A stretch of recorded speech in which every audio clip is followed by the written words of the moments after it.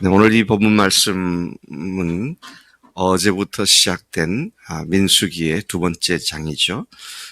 금년 1월에 들어서면서 우리가 민수기를 묵상하는 매일 아침입니다.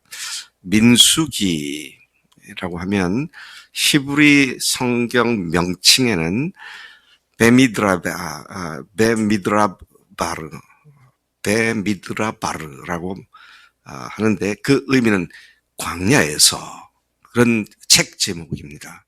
히브리 원어의 제목은 광야에서인데, 이것이 예수님 오시기 한 280여 년경 헬라어로, 히브리어 성경이 헬라어 구약 성경이 번역된 것을 70인역이라고 하는데, 그 70인역에서 이 광야에서라고 하는 제목이 숫자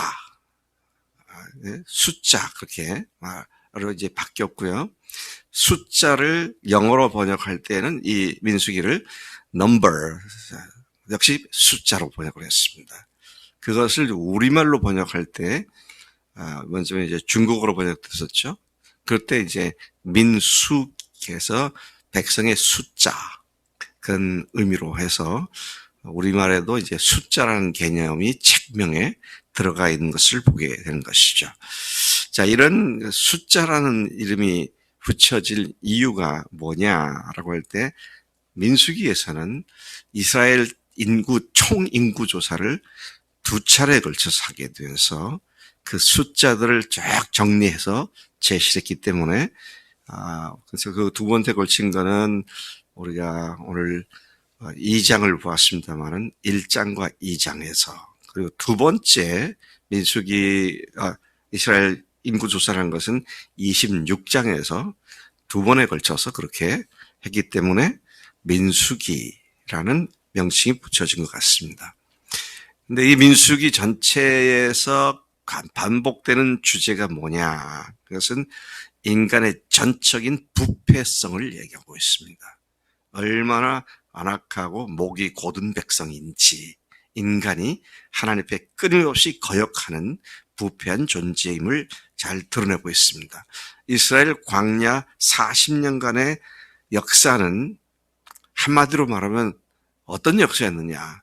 불신앙, 불평, 원망, 그리고 불순종의 반복이었습니다. 개미 쳇바퀴 돌듯이 계속 이 반복되는 불신앙의 역사였음을 우리가 잘 알고 있습니다.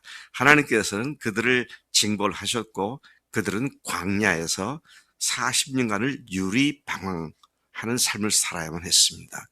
이 내용 전체를 보면 1장에서 10장까지는 신의 광야에서 있었던 일, 그리고 11장에서부터 21장까지는 모압 평지에 도착하기까지의 일들, 그리고 마지막 22장에서 36장까지, 그러니까 세 토막으로 나눠지겠죠.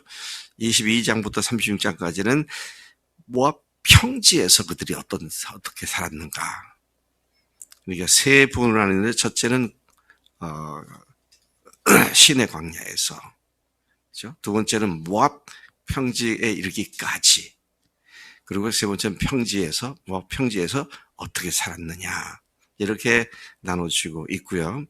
우리가 읽지는 않았습니다만 어제 말씀 보면 하나님은 출애굽 2년 2월에 출애굽한 지 두 번째 달에 광야에 있던 모세를 통해 20세 이상으로 싸움에 나갈 만한 모든 남자들의 숫자를 계수하라. 총 인구 조사를 실시하라고 말씀하셨고, 그 말씀에 따라서 총 60만 3,550명으로 집계가 되었습니다. 자, 이것이 이스라엘 역사의 첫 번째 인구 조사이죠. 오늘 이제 2장 1절부터 34절까지 보니까 제일 첫 번째 시작되는 말씀이 뭐라고 되어 있습니까? 여호와께서 모세와 아론에게 말씀하여 이르시되, 이 표현은 거의 매 장마다 나옵니다. 또 매장의 첫 번째 시작되는 말씀에 나오고요. 근데 특이하게도 6장에서는 이 말씀이 시작되는 말씀으로 나오지 않습니다. 그 6장이라는 게 11장, 12, 14, 16, 20, 21장에 보면 여호와께서 말씀하시되라는 말씀이 시작된 말씀으로 나오지 않습니다. 물론 그 중간에는 나와요. 근데 첫 장에는 첫 번째 구절은 나오지 않는데 참 아까 6장을 말씀드렸는데 보니까 이 6장은 모두 이스라엘의 패역한 모습을 집중적으로 다루고 있는 그런 장들인 것을 보게 되죠. 그런 자들에게 하나님께서 말씀하지 않으셨다. 그렇게도 우리가 생각해 볼 수 있는 내용이라고 생각을 합니다.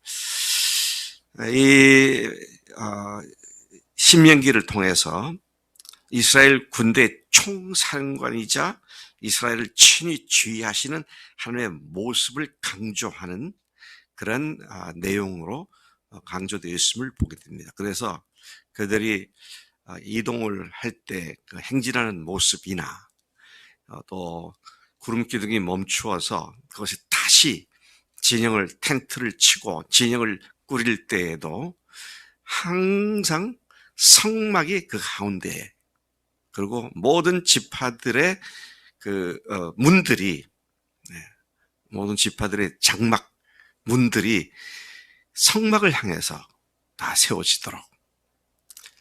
그러면 여러분 이거요, 참 재미있는 현상을 우리가 볼 수 있습니다. 만약에 그때 당시 이스라엘이 진치고 있는 거기를 헬기를 타고 그 상공으로 가보면 아주 장관일 것 같아요. 여러분 한 200만이다 그러면요, 200만이다 그러면 한 가정당, 가문당 20명씩 들어가는 텐트를 쳤다면 10만 채의 거대한 텐트 빌리지입니다. 근데 헬기를 타고 위에서 쫙 내려다보면 가운데 큰 텐트가 하나 있고 그걸 중심으로 방사선형으로 쫙 텐트들이 그쪽을 향해서 전부 다 문을 만들어 놓고, 그리고 보면 그것만 봐도야, 저 가운데가 중심이구나, 그걸 알 수가 있죠.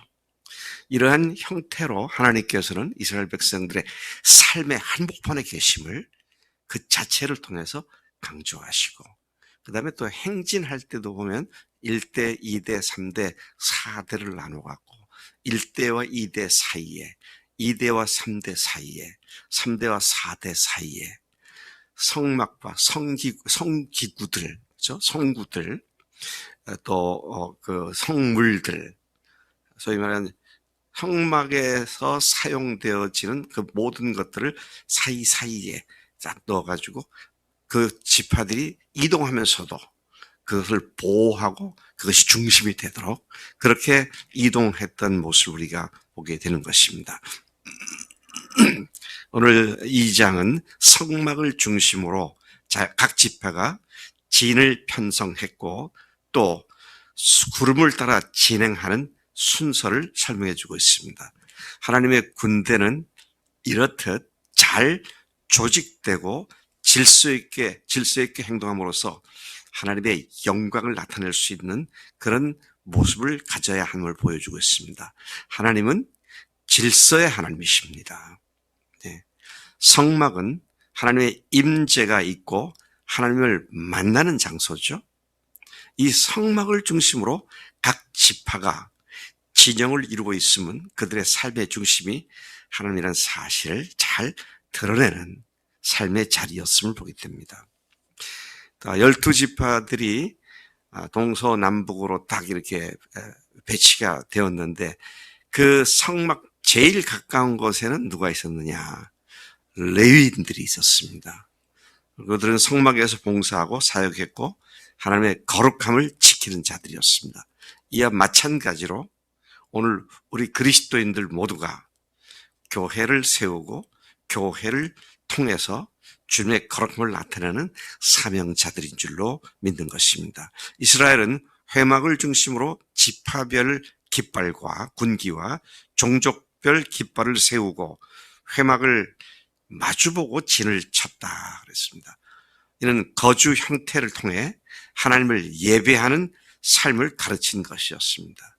전장터에 나간 부대가 수경지를 건설한 모습을 보여주고 있는데, 바로 아까 말씀드린 성막을 빙 둘러서 친위대 격인 레위족이 진을 치고 그 바깥 사방에 12지파가 진을 치고 있는 그런 모습을 보여주고 있습니다. 그 대열들을 좀 보면은요, 제1대는 동쪽 군단을 이루고 있습니다. 유다, 이사갈, 스불론, 이 세 지파인데요. 그 숫자가 제일 큽니다. 18만 6,400명이었다. 그렇게 말하죠. 유다가 제1대 중심에 서서 모든 행진과 전투의 선봉에 서게 되었습니다. 제1대로 행진한다는 말은 뭡니까? 제일 먼저 출발함을 말하며 제일 먼저 어려움을 극복하는 그런 사명을 가졌다. 그렇게 볼 수가 있죠. 제2군단은 남쪽 군단입니다. 동남, 그렇죠? 동남, 서북, 그렇게 배치가 됩니다. 자, 제2군단은 남쪽 군단으로 루벤, 시므온, 갓 지파로서 15만 1,450명이었다. 레아와, 참 재미있어요. 보면, 세 지파가 누구의 자손들이냐. 레아와 그 몸종 실바의 자손들이었습니다. 그 다음에 성막과 관계된 행렬 순서를 보면 맨 앞에 법궤가 서고요. 그 다음에 일대가 서고, 그 다음에 게르손과 무라리 성막 부품들이 가고요. 네 번째로는 2대가 가고 2군단이 가고, 그리고 다섯 번째는 성물, 고앗 자손들이, 레위의 고앗 자손들이 성물을 메고 가고, 그 다음에 여섯 번째는 제3대가, 그리고 일곱 번째가 제4대가 그런 순으로 행진을 했습니다. 결국 레위인들은 세 곳으로 분산되어서 그 사이사이에서 성물과 또 성막과 그런 것들을 운반을 하는 행렬을 이루었던 것을 봅니다. 제3대는 서쪽 군단으로서 에브라임, 므낫세, 베냐민 10만 8,100명. 자, 이들은 라헬의 후손들입니다. 참 이상해요. 하나님께서 하신 거 보면은 맨 처음에는 레아, 그 다음에 그 몸종, 그 다음에 이제 지금 3대는 라헬의 후손으로서 그렇게 이루었고요. 또 제4대 북쪽 군단은 모두가 비라의 후손, 역시 그 몸종이었죠. 후손인 단, 아셀, 납달리. 그래서 15만 7,600명으로 이 제4군단은 후미 방어가 주 임무였습니다. 이렇듯 광야에서 이스라엘은 40년을 지내며 하나님의 은혜로 한 단단한 민족을 이루는 대로 자라나게 됩니다. 광야 생활은요, 이스라엘이 한 국가, 민족 공동체의 아이덴티티가 확립되는 시간이었다. 그렇게 말을 할 수가 있죠. 그래서 여러분, 우리가 애굽에 있을 때는 민족의 숫자가 처음엔 70여 명이 갔다가 나올 때는 200만 정도의 거대한 민족을 이루었다고 한다면, 광야 생활 속에서는 한 국가의 정체성을 확립하는 그런 시간들이었다. 그래서 역사의 과정 속에 오늘도 우리는 내가 어디에 있으며 이것이 무엇을 의미하는 시간들인가를 생각하면서 하나님의 뜻을 이루는 그 믿음의 진보를 이루는 우리의 매일의 순간이 되기를 축복합니다. 하나님 아버지 감사합니다. 지금부터 3,400여 년 전에 있었던 그것도 무슨 지파들이 몇 명이었고 어디에 섰고 어디에 진을 쳤는지, 어찌 보면 하나님 지루하고 또 읽기가 힘든 그런 말씀일지 모르지만 하나님 그 말씀 속에서 하나님께서 우리에게 말씀하심이 분명함을 감사합니다. 저희들의 인생을 살면서 40년 광야 생활 같은 삶이 되는데 이 과정에 하나님의 나라를 이어받을, 하나님 왕국을 상속받을 하나님의 백성으로서의 아이덴티티가 확립되는 복된 시간들인 줄로 믿습니다. 하나님 당당하게 이 모든 상황들을 믿음으로 승리하며 하나님의 나라의 큰 기쁨과 영광으로 들어가는 우리 모두가 되도록 인도하시는 줄로 믿습니다. 감사하고 예수님의 이름으로 기도로 삼나이다. 아멘. 아멘.